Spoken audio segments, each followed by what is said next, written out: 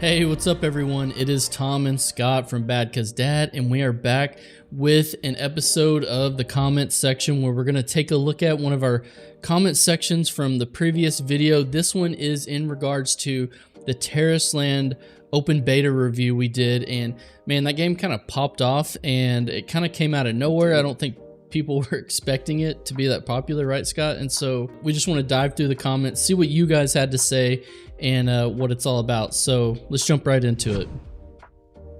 All right, Scott, let's take a look at this first comment, and we're going to start with the negative comments first, I think, and then end on a positive note about TARISLAND. So that's always fun. This one, a beautiful game, but the gender and race lock is a big no-go for me, sadly. Go, man. What do you think about gender and race locking games in 2023? Is this kind of outdated, right? Yeah, that's just a no-go. I agree. Those are the perfect words. Like, what if the class you want to play is locked behind that? And I don't know. It's like, and it's not to say like if it's a particular female class or not. Like, I don't mind playing females in games. I think in some cases they look better.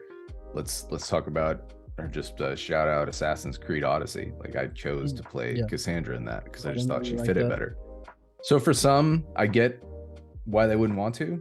I feel that way depending on the game too. So yeah, I think that's a big missed opportunity, and I don't even know. Maybe it's for financial reasons. I don't know. I think the thing that comes down to it for me is I am trying to live in this world, right? And I want it to be my home in an MMO, and it's hard to do that, right? If you can't make a character that it doesn't have to represent you, because I know a lot of people like to play things that are different from them, you know, that they actually prefer that. They want to be a total escape, you know, kind of from reality. However, I like to create a character that represents me, but either way you go, you still want that level of customization to express yourself, right, in the character you make. So in TARISLAND, unfortunately, they had race and gender locked, and I mean, they had some customization on. You could change your hair, you could change, you know, certain things, but at the end of the day, you're still the same character as, for example, if you're playing a hero shooter, right? Is kind of what it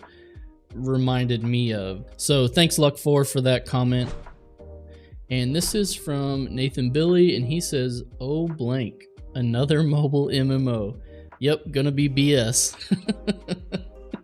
I like his optimism here. Scott, I mean, what are your thoughts? Hey. I mean, there is a stigma around mobile games, right? Yeah. So is he right in his cynicism? From one cynic to another, it's like, let's just put it this way. I am not attracted to this being a mobile game. Sure. I just see money, money, money. How much can they make before it goes away? And on top of it being a blatant knockoff of WoW, it's just like, it's another turnoff for me. So yeah, I get it. I'm gonna agree with the cynic here and say that I agree. Prove me wrong, but right now I agree. Even for me, look at recent history, right? Throne and Liberty was the game, I think, coming out that everyone was kind of hyped for, almost like a Ashes of Creation waiting room. When you watch the footage, there was no NDA, so you could watch. It was very clear that the game was initially created for mobile. Here's it's going to sound crazy to you, Scott, and it's going to blow your mind. For Melee, if you're attacking, your player cannot move. So someone, if you're attacking them with Melee, they could just run away. And then you have to stop attacking to run after them. And if they never stop, you can never attack them.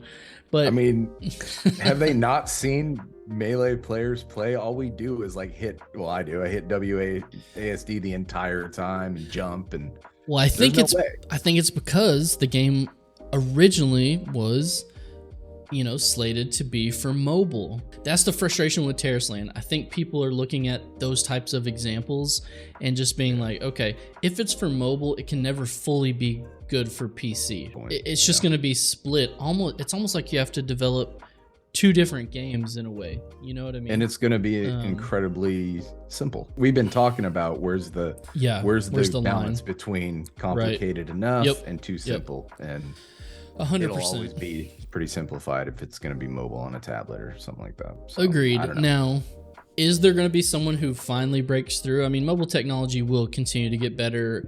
Sure. And eventually all this technology is just going to merge right into the way games are delivered. So I don't know. I didn't get the mobile version wasn't available on NA when I played it.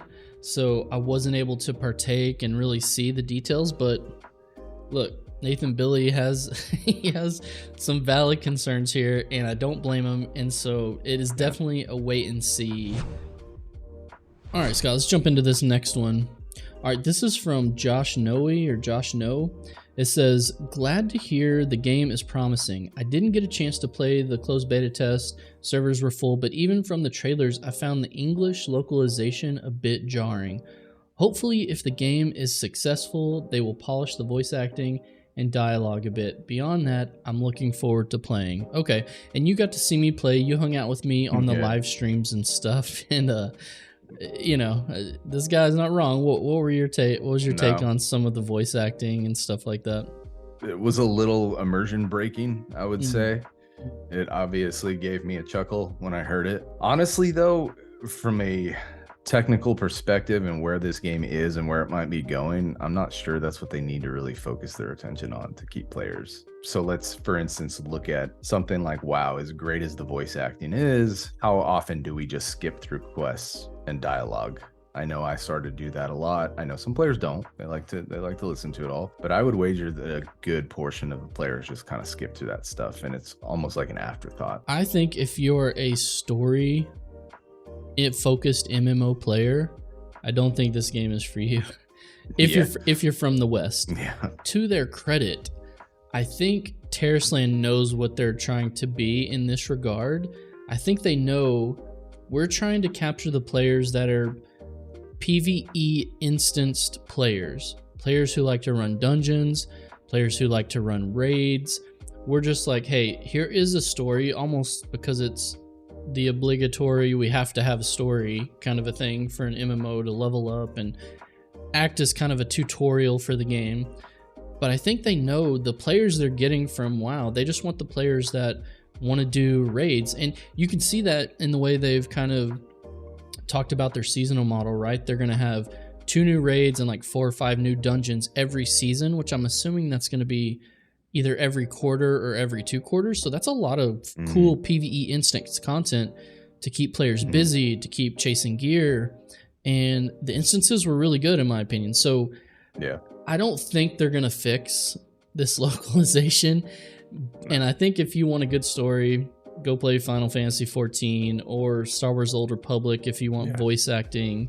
It's not in their best interest to focus on that. Yeah, unfortunately, Josh, I don't think they're going to polish any of that. You know, it seems like it's all Chinese voice actors where English is not their first language and they're trying to deliver something, but it definitely doesn't come off. And like you said, Scott, you had the perfect phrase. It's immersion breaking. You know, you just can't take it seriously. Stick to what you're good at, TARISLAND, and I think you'll be fine. I can sense this game attempts to copy WoW as closely as possible without getting into trouble and aims to improve upon it, which I appreciate because I'm a huge fan of WoW. It offers a refreshing experience with MMORPGs once again. What do you think? I think 8-bit is the absolute target audience of TARISLAND, right? A player who is a huge WoW player, loves WoW, probably played it for years, maybe disillusioned a little with the complexity of WoW or any number of reasons, right? I mean, the game has changed time investment so much over the years. Yes, time investment, all of that.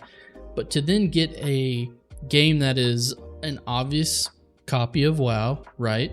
Yeah. But trying to improve on the quality of life and just trying to get players to the good stuff of, hey, what does WoW do the best? They're dungeons and raids, right? Mythic Plus, Heroic, and Mythic raids. And so if the player's like, man, I don't have the time to grind the gear to get into Mythic raiding or do high keys on Mythic Plus, but I can come over here and play this game that is super similar. And it's a very low barrier to entry to get into the dungeons and raids. Like, kind of what is the downside to that player? You know what I mean? If they're not there for the story like we talked about before. And so I think 8-bit has a realist take about it. This is who they're going for. He's okay with it. Now, I know it was kind of jarring to you to see the similarities to WoW as a longtime WoW fan, but he seems to be like almost happy that it's so close to WoW, so he doesn't have to almost adopt an entirely new game. I don't know. What's your take? Do you sympathize with his stance, or are you still like it's just too close? Here's somebody who hasn't been corrupted by the world yet with negativity. No, hey, like, I appreciate the just lighthearted take on it. I think, to echo back something from our talk with Moopless, WoW, getting in other games for me has been difficult because I compare it to WoW and I'm so used to WoW. So maybe this is a way for other people. I don't know if this particularly works for me, but maybe the similarity will help people ease into a change a little differently. It'll feel familiar, it'll look familiar, and it'll just sort of be that little pathway to transitioning to another game. But on the flip side, they are taking that gamble that, hey, it's familiar enough that it will pull in people. So there you go. That's proof to it being so similar is actually a positive thing. Fox O. When is this game going to be released? It looks good enough. I'm looking for a casual MMO to play with friends. Dude, we haven't really talked about the community aspect of this or the ability to jump in, but that's a pretty strong feature, I think, right? I don't think we're ever going to relive the original MMO communities we had when they first released. And not only because of the generational shift, but I think those kind of MMOs, especially WoW, released so bare bones that you had to rely on the community. Maybe he's not talking about it in a sense of like MMO community level. I think he might just be saying, hey, I have a group of friends that no longer have the time, kind of like us, and maybe this will just be a casual game that gives us the vibe of an MMO to play together without having to spend so many hours. I think you're spot on with that. I think, at least to me, I don't know if that's exactly what he's saying, but what I interpret it and what I'm kind of viewing the game as is almost like, hey, this is a pick up, put down MMO, right? Which is kind of novel. We don't have that in a lot of ways. Maybe Guild Wars 2 in a sense, but I think what he's saying is, hey, this is like low barrier to entry for me to get my friends to try this game, right? We assume it's going to be free to play. Very easy to get into the dungeons, get gear. It's not a long grind or process, and you can just be like, hey, you guys want to run some dungeons tonight? You want to go do a PvP Warzone tonight without having the baggage and investment that we're all used to. I got to do all my dailies first and upgrade my such and such before 100%. So I think that's kind of what he's getting at, and I gotta agree. I think TARISLAND's going in a good direction for that. All right, and let's get into the last one before we get out of here. Whoa, look at this one. John Joshua Quinones says, underrated channel, on point and non-biased review, plus great editing, plus living up to the channel name. Dads are chill, and watching this is surely a chill and cool vibe. All the best, my man. Dude. That is totally not my other account. How did this comment get in there? I didn't even know. No, for real. That's not my account. It's not. No, honestly, thanks, John Joshua. Yeah. We appreciate that, man. We love making these videos, and thank you so much. Yeah. And thank you to everyone who commented. Like I said, we'll be coming back with more videos like this, so keep the comments rolling, and we'll keep having chats with you guys. Also, check the Discord link below if you want to continue these conversations in the Discord. Yeah. We have a Discord community that's growing, and we talk MMOs, we talk single-player RPGs, looter shooters, all kind of cool games, that we're into, and we talk about dad stuff too. So if you're interested in any of that, link for the Discord below. And other than that, man, thanks for stopping by, guys. See y'all later. All right. Peace.